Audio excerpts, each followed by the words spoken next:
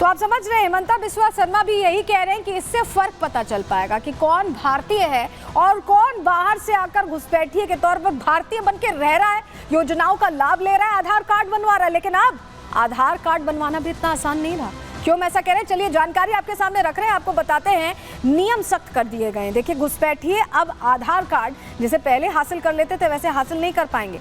घुसपैठ रोकने के लिए सीमा पर एक तो चौकसी बढ़ा दी गई है, ये सबसे जरूरी था। बांग्लादेश से जो होने वाली घुसपैठ है उसके लिए चिंता जाहिर की है हेमंता बिस्वा शर्मा ने। उन्होंने कहा है कि हमें अपने सिस्टम को मजबूत करना होगा। इस पर काम भी हेमंता सरकार करती दिख रही है। आधार मैकेनिज्म को टफ बनाया गया है, यानी मुश्किल बना दिया गया है। ये हेमंता बिस्वा शर्मा बता भी रहे हैं और कह रहे हैं कि आधार के जो आवेदक हैं उनका वेरिफिकेशन कराया जाएगा और जनरल एडमिनिस्ट्रेशन डिपार्टमेंट इनका वेरिफिकेशन करेगा, जांच करेगा कि जो आवेदक हैं वो वाकई भारतीय हैं भी या नहीं, या यूं ही किसी और प्रमाण पत्र के आधार पर आधार चाहते हैं। जिले के एडिशनल डिस्ट्रिक्ट कमिश्नर को इसकी जिम्मेदारी बाकायदा दी गई है। हर जिले में एडिशनल डिस्ट्रिक्ट कमिश्नर की जिम्मेदारी संभालेंगे, उसको जांचेंगे, देखेंगे, परखेंगे और उसके बाद वो वक्त आएगा कि जब आधार असाइन हो पाएगा, मिल पाएगा। लेकिन जिस तरह से कार्रवाई हो रही है उसको लेकर देखिए, हेमंता बिस्वा शर्मा ने तारीफ भी की है। 2 बांग्लादेशी घुसपैठियों को पकड़ा गया है। ऐसे में असम पुलिस की तारीफ यहां करते हेमंता बिस्वा शर्मा दिखाई दे रहा और लिख रहे हैं कि गुड जॉब टीम। ये 2 लोग पकड़े गए, सीमू बेगम और मोहम्मद दुजाल, जो कि बांग्लादेश से आए थे। और इनको पकड़ने के बाद हेमंता बिस्वा शर्मा ने घुसपैठियों को पकड़ने के बाद ये कांग्रेचुलेट किया है पुलिस को और लिखा है कि गुड जॉब टीम। तो आपको बता रहे हैं कि आबादी, ये खुलासा जो हुआ है ये यूं ही नहीं हुआ है। दरअसल कुछ इलाकों में जितनी आबादी है उससे ज़्यादा तो आवेदन आ गए थे। खुद सितंबर में हेमंता बिस्वा शर्मा ने बड़ा दावा किया था, बताया था। उन्होंने जानकारी दी कि 4 जिलों में आधार आवेदक आबादी से ज़्यादा, यानी इस इलाके की जितनी संख्या, मान लीजिए 100 लोग रहते हैं एक इलाके में, अगर 110 लोगों का आवेदन आएगा तो आपके लिए चिंता की बात होगी। वही होता दिखाई दिया। धुबरी समेत 4 जिले हैं जहाँ आबादी से ज़्यादा आवेदन आए। बारपेटा जिले से 103.74% आवेदन आए। धुबरी जिले से 103% आवेदन मिले। मोरी गांव और नगांव में 101% एप्लीकेशंस आए। ये जो उस इलाके की आबादी थी उससे ज़्यादा एप्लीकेशंस आ रहे थे, जो अपने आप में चिंता का विषय बने और जिसको देखते हुए सितंबर में इसको लेकर हेमंता बिस्वा शर्मा ने जानकारी दी और अब बड़ा फैसला ले लिया गया है। लेकिन आपको बताएं कि AIUDF जो विपक्ष है वहाँ पर, वो बहुत परेशान है इससे, क्योंकि ये जो एक्शन हो रहा है उनको लग रहा है कि उनका तो वोट बैंक कट रहा है। सुनिए क्या कह रहे हैं AIUDF के नेता। देखिए, हमारे CM साहब कंफ्यूज्ड है। 19 लाख लोगों का NRC में नाम नहीं है और आधार से जो वंचित थे वो तकरीबन 30 लाख से ज़्यादा है, 29 लाख से ऐसे कुछ है जिनके पास आधार नहीं था। तो इन लोगों ने कई साल तक तो परेशानी झेलना पड़ा उन लोगों को। हम लोग विधानसभा में भी कई दफ़ा इसको उठाया कि जिनके पास NRC में नाम है, वोटर लिस्ट में नाम है, बोनाफाइड इंडियन सिटीज़न है, उनको भी, चूँकि वो NRC के टाइम किसी को बायोमेट्रिक लिया, उन लोगों का नाम भी आधार में नहीं एक्सेप्ट हो रहा था। बीच में शायद फिर उसको थोड़ा सा रिलैक्सेशन हुआ। तो जिन लोगों का NRC में नाम है, इस तरह के लोग भी आधार से वंचित है, उनको तो कीजिए। रहा NRC में जिन लोगों का नाम नहीं है, तो 19 लाख लोगों का तो रिजेक्शन स्लिप क्यों नहीं दिलाते CM साहब? तो देखिए, सवाल खड़े कर रहे हैं और सवाल खड़े करना लाजमी भी है, क्योंकि उनके लिए ये दूसरा एंगल है, ये राजनीति का एंगल है। लेकिन क्योंकि असम बांग्लादेश से बिल्कुल जुड़ा हुआ है, बिल्कुल करीब है और तख्ता पलट जैसे हुआ है, ऐसे में बांग्लादेशी बड़ी संख्या में अपना देश छोड़कर इधर का रुख कर रहे हैं, अलग अलग देशों का रुख कर रहे हैं और भारत उसमें सबसे ज़्यादा उनके टारगेट पर है। भारत में सबसे ज़्यादा आ रहे हैं। ऐसे में और मुस्तैदी बढ़ाने की ज़रूरत महसूस होती है, क्योंकि आंतरिक सुरक्षा को अपने आप में बड़ा खतरा है इनसे। रिपोर्ट आपको दिखा रहे हैं।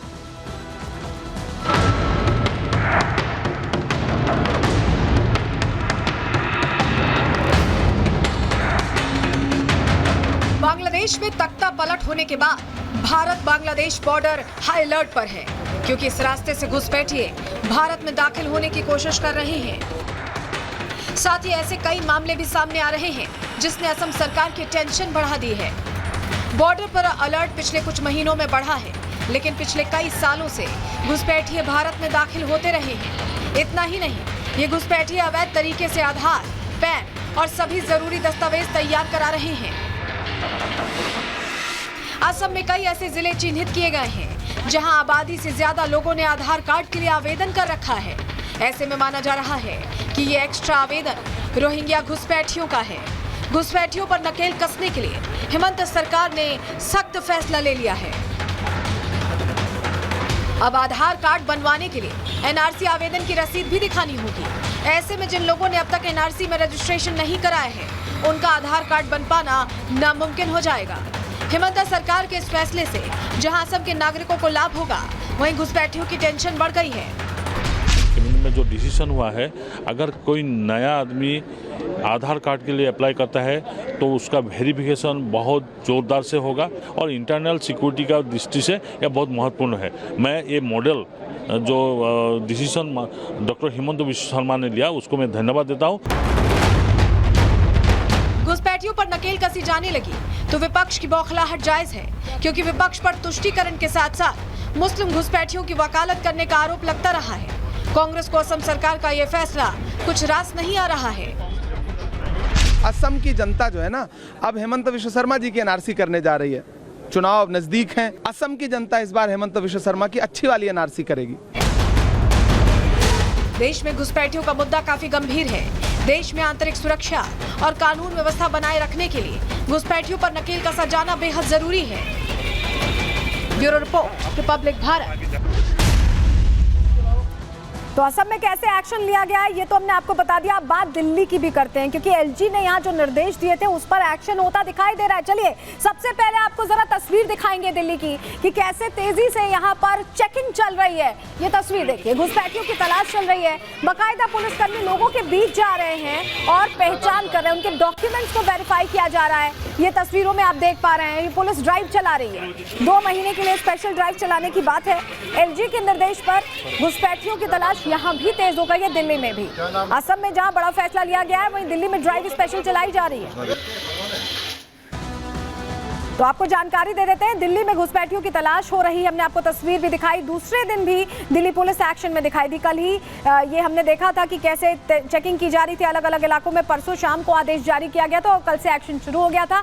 आज दूसरा दिन था। दिल्ली पुलिस आज भी लोगों के बीच पहुंचती दिखाई दी, वेरीफाई उनके डॉक्यूमेंट्स करती दिखाई दी। दिल्ली के कई इलाके ऐसे हैं जहां पर ये स्पेशल ड्राइव चलाई जा रही है। लोगों के बीच पहुंचकर अवैध बांग्लादेशी नागरिकों की पहचान की जा रही है और ये सब कुछ आदेश जारी करने के तुरंत बाद शुरू हो गया। संदिग्धों के दस्तावेजों की जांच हो रही है। एक एक चीज यहां पर परखी जा रही है, देखी जा रही है। लेकिन आपको यह भी बता दें कि दिल्ली में स्पेशल ड्राइव चलाने का बाकायदा फायदा हुआ है। अब तक 32 ऐसे लोग हैं जिनकी पहचान हो चुकी है, जो अवैध घुसपैठिए के तौर पर यहाँ दिल्ली में रह रहे थे, राजधानी में रह रहे थे। और पुलिस ने 3 लोगों को तो हिरासत में भी ले लिया है। यानी इस एक्शन का फायदा हो रहा है। हमारे आपके बीच बहुत से ऐसे इलाके हैं जहां पर इस तरह से घुसपैठिए बाकायदा रह रहे। पुलिस दस्तावेज देख रही है, जानकारी देख रही है कि उनके पास जो दस्तावेज हैं वो ऑथेंटिक भी यानी असली हैं भी या नहीं, हर चीज को वेरीफाई कर रही है। हमारे सहयोगी साहिल की रिपोर्ट आपको दिखा रहे हैं।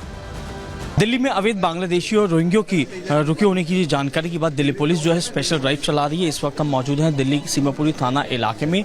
तस्वीरों में देख सकते हैं लोकल थाना पुलिस टीम जो है वो मौके पे मौजूद है। तमाम जो लोग यहाँ पे अवैध तरीके से रुके हुए हैं बांग्लादेशी, उनके जो दस्तावेज हैं वो देखे जा रहे हैं, उनसे पूछताछ की जा रही है। इस वक्त हम एक दुकान पे आके रुके हैं और जो SHO सीमापुरी हैं वो खुद यहाँ पर मौजूद हैं और जो शख्स अंदर मौजूद हैं उनके दस्तावेज जो है वो देखे जा रहे हैं। हालांकि दस्तावेज अभी दिखाने में वो काफ़ी देरी हो रही है, क्योंकि आधार कार्ड इनसे मांगे जा रहा है, कई तरह के दस्तावेज दिखा रहे हैं, लेकिन जिस तरीके का ID प्रूफ मांगे जा रहा है वो फिलहाल अभी दिखा नहीं पा रहे हैं। तो ऐसे लगभग 32 लोगों को जो है चिन्हित किया गया है सीमापुरी थाना इलाके में।